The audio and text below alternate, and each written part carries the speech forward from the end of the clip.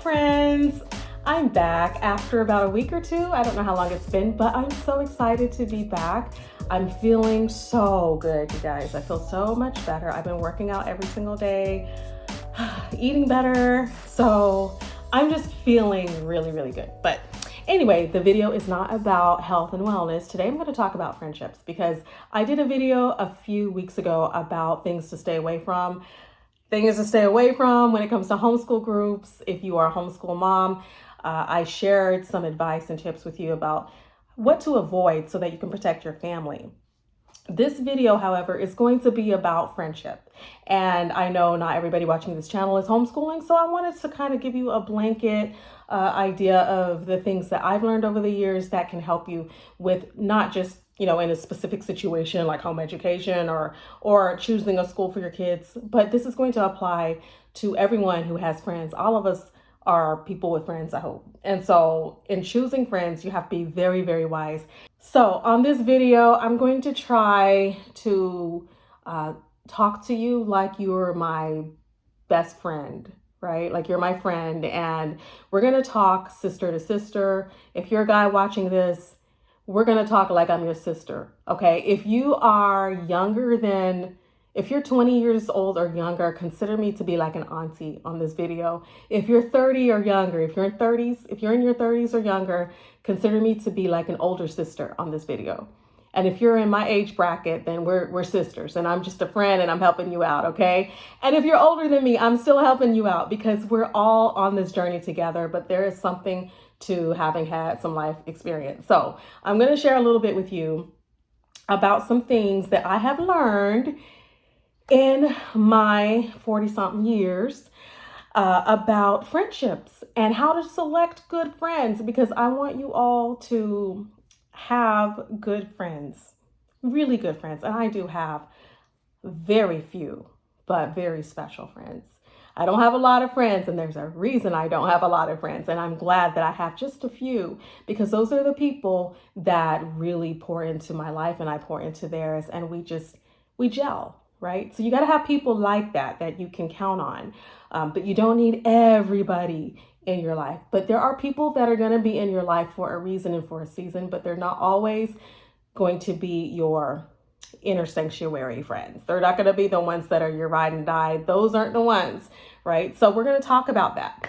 The first thing I want you to think about when choosing friends and knowing that the definition of what a true friendship is going to help you. So we're going to talk about actually a couple of things that are going to define what a true friend is. And the first one is that when you're in a friendship, a true friendship, you don't have to prove anything at all. Prove nothing.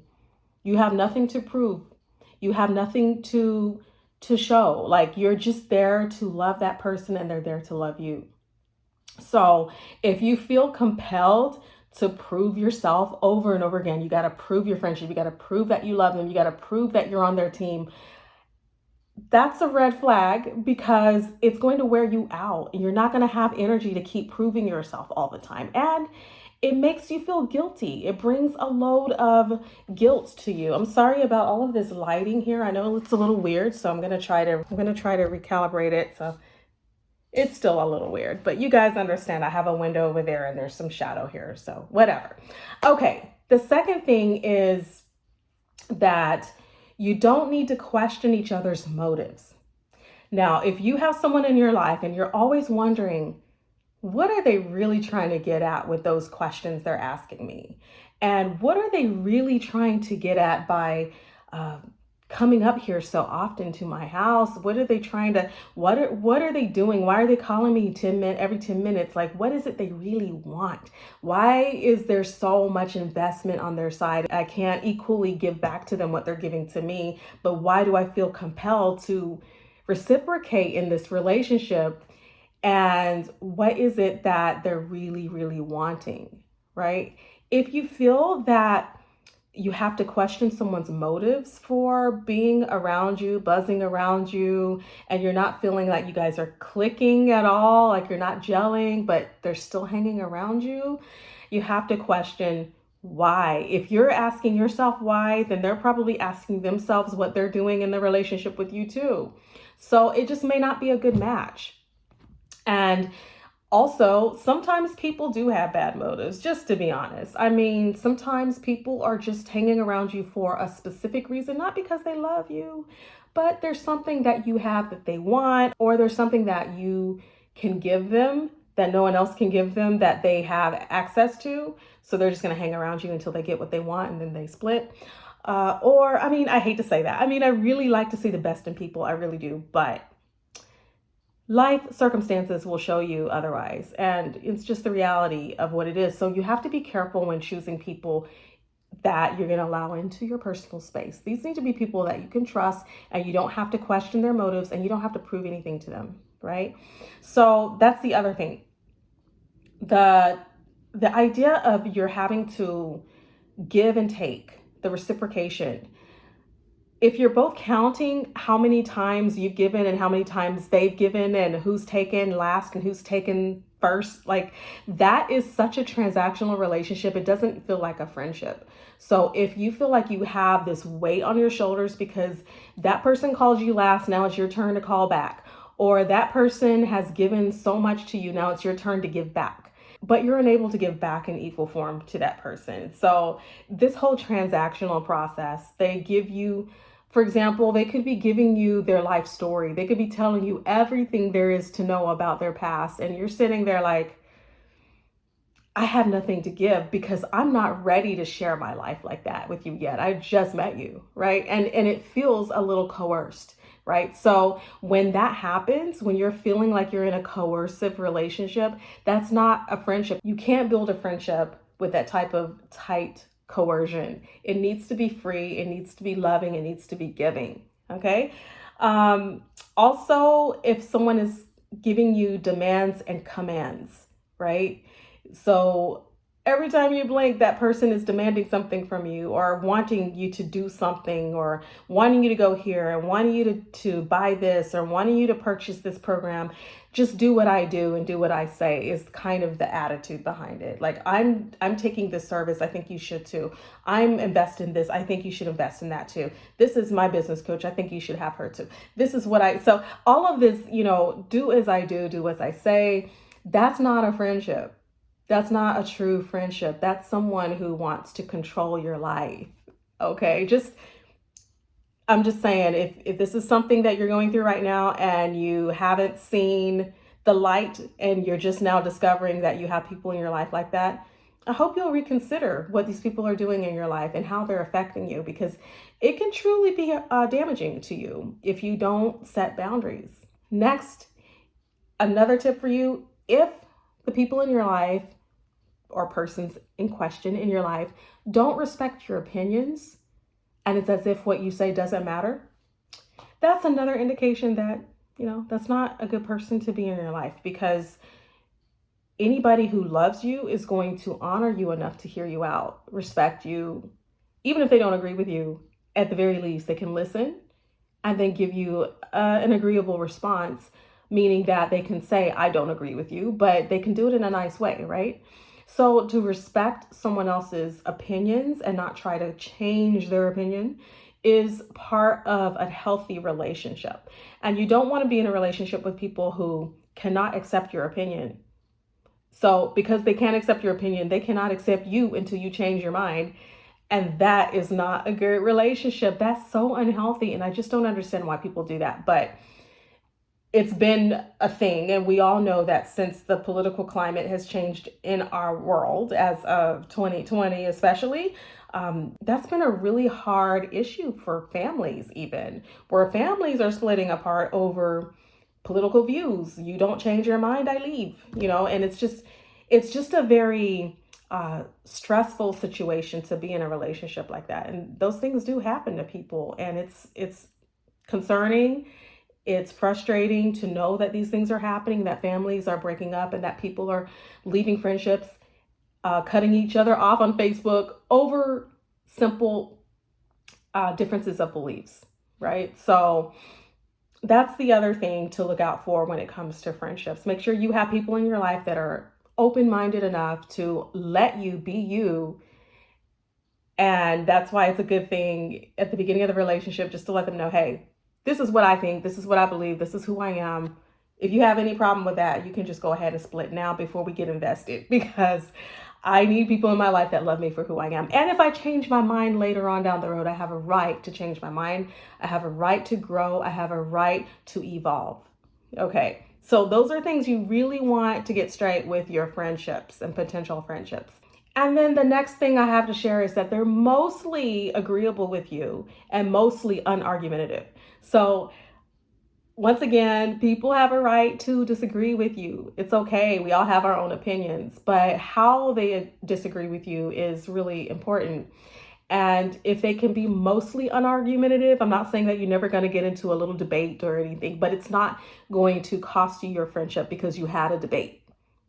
It shouldn't, right? And it should be safe, where you can feel like you're safe to debate, you're safe to hash out your ideas without having them attack your character and attack you. That is where it's unsafe and you're not in a good relationship. So those are my tips for you. You don't want to have to, number one, prove anything to anyone. I'm proving I'm your friend because I do everything you tell me to do, and I'm checking off all of your boxes. And I'm just being who you want me to be. So don't do that. Don't change who you are to be what the other person wants you to be. Don't prove anything to anyone. Be yourself. Be who you are. If they can't accept you for who you are, they're not a good friend. Number two, you shouldn't have to question their motives, and they shouldn't have to question your motives. If you're always wondering at the back of your head, what is it they're really trying to do? What are they really after? Then that's probably not going to be someone you want to spend your time with, because all of your energy will go into trying to figure out what it is they're planning and scheming, right? So don't worry about that. That's not a good friend for you. Okay. Number three, they respect your opinions. They leave you space to evolve and grow and change those opinions, and they're not going to hate you for it. And number four, they're mostly unargumentative. They're nice about when they're not agreeing with you, but you have space. You have freedom to be yourself. And I want to add one more thing. You want people in your life that don't suck the energy out of you and drain you. I'm serious. You really need people in your life. As you get older, it will be more important to you, your space. Right? Some people have personalities where they just need to be with people all the time, and they're the life of the party, and they are the energy that everybody in the room draws to. And I love people like that, because I'm not that one. I'm the one that I reserve my energy for what I need to do in my life to accomplish the things I'm trying to do. But then I have space in my life for my friends too. And it's not going to be all day. I'm not going to be in everyone's spaces all day. I'm not going to be at your house all day. I'm not going to call you every week. That's how I am. And my friends are the same. The ones that really get me are the ones that are similar to me. They're not going to call me every week, but we know that we're there. And when we need each other, we're on the phone and we talk for hours. And that's just a trust factor we have, that we don't have to worry, did I lose your friendship because we haven't talked since 3 weeks ago? Like, none of that. As you get older, you outgrow that kind of stuff. It's like, I know you're there. I'll talk to you next week or next month or next year. I mean, you're there. But, we try to keep in touch as often as we can. But there's just an understanding of, if I text you and I don't text you again for 6 months, I'm not mad at you, right? I'm okay. I know you're okay. I see you on Facebook. I see you all right, and I'll text you once in a while to drop in and say, hey, I'm praying for you. How are you doing? Hope everything's good. How's things going with your new job? How's things going with this?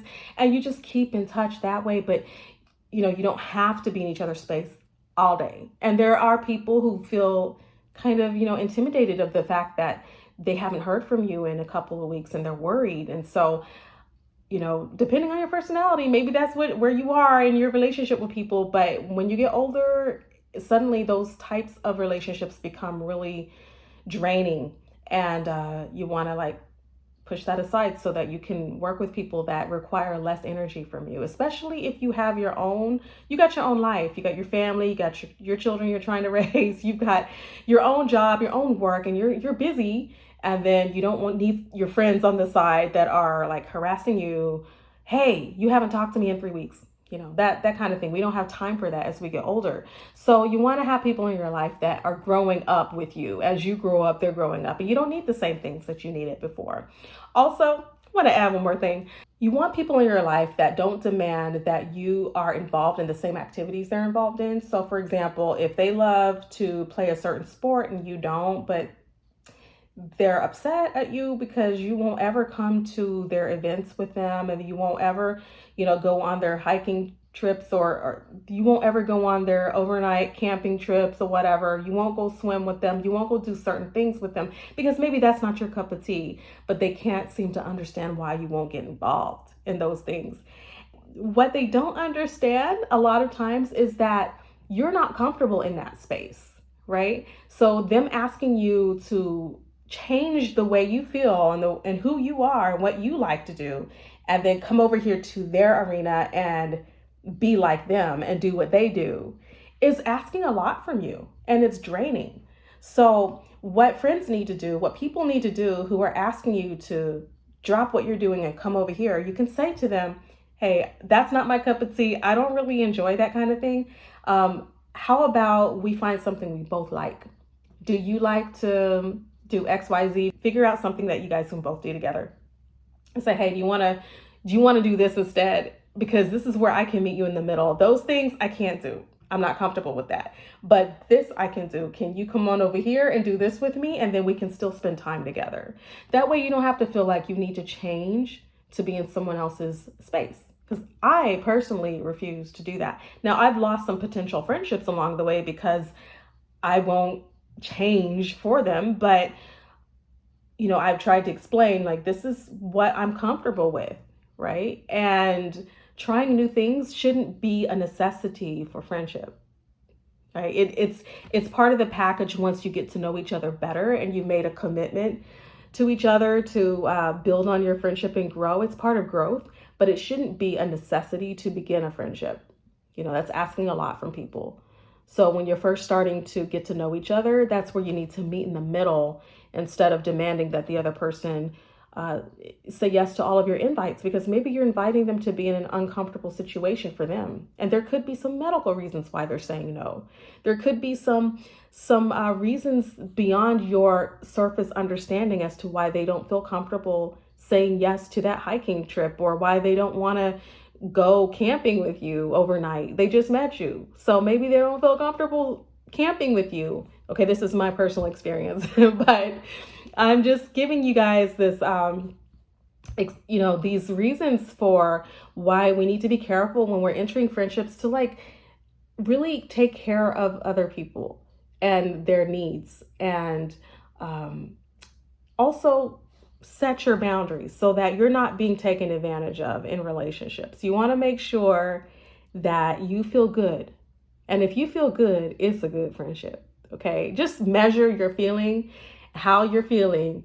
If you're feeling pretty crappy after, that first couple of meetups with that person, and you're not feeling like it's going where you need it to go, maybe it's not meant to be the type of relationship that you guys are trying to start. So it could just be that could just be someone you pray for from a distance and love them from a distance and say hi and bye, and that's it. And other people are ones that you are really invested in. So figure out what that is. That's all I have for you now. Thank you so much for watching. I hope this has been helpful. I really do. And if it has been, please leave me a comment. I only do these videos to encourage and inspire you guys. So I'm not out here for how many views I can get. I am here to help inspire and encourage. I have a lot of projects going on outside of YouTube. So this is not where I'm making any money or anything like that. This is where I'm simply inspiring and encouraging. This is almost like a ministry, so to speak. So this is what I'm here for. Sometimes I'll show you guys what I do in my business. Sometimes I'll show you what I'm doing with things I've decided to do for homeschooling or online school. Sometimes I'm here to just encourage you in your walk with the Lord and being a mother and raising your kids up for the Lord. And sometimes health and wellness. And now I'm just talking about friendship. So this is kind of a hodgepodge channel, but I'm glad that you're following me. And if you like this kind of content, then I'll ask you to hit the bell and subscribe. And I hope to see you very soon next time with another encouraging and motivating video. Bye. Talk to you guys later.